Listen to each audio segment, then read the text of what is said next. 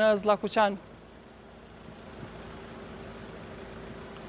Veç procesi zgjedhor, natyrisht që ne do të raportojmë edhe për ngjarjet e tjera që karakterizojnë ditën, në fakt sikur kjo që ndodhi pak më herët këtu, e që është një aksident ku e përfshirë është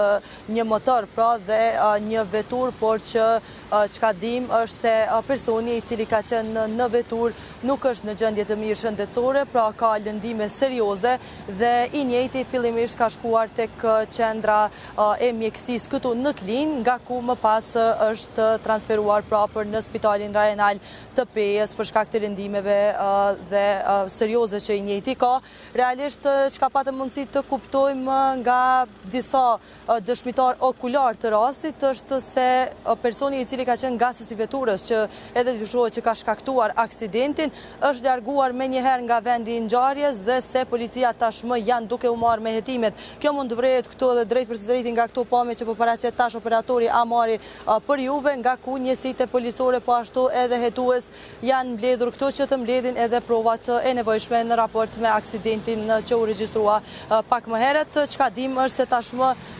përpos provave që gjenden në infrastrukturë këtu përkatësisht tek vendi ku edhe ndodhi ngjarja, janë marrë edhe pamjet e kamerave të lokaleve përreth, nga ku edhe do të determinohet në fakt se kush ka qenë personi që po ekspoziste veturën dhe se sipas dyshimeve është se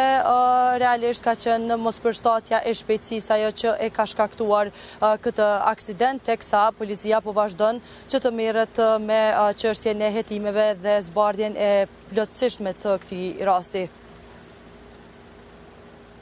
Altiana, të faleminderit shumë për këtë paraqitje dhe detajet që na dhe nga ky aksident i cili ka ndodhur pak momente më parë në Zllakuqan të Klinës dhe siç e tha Altiana Besnik, motoristi do të thotë se ka qenë aksident që motoristi ishte për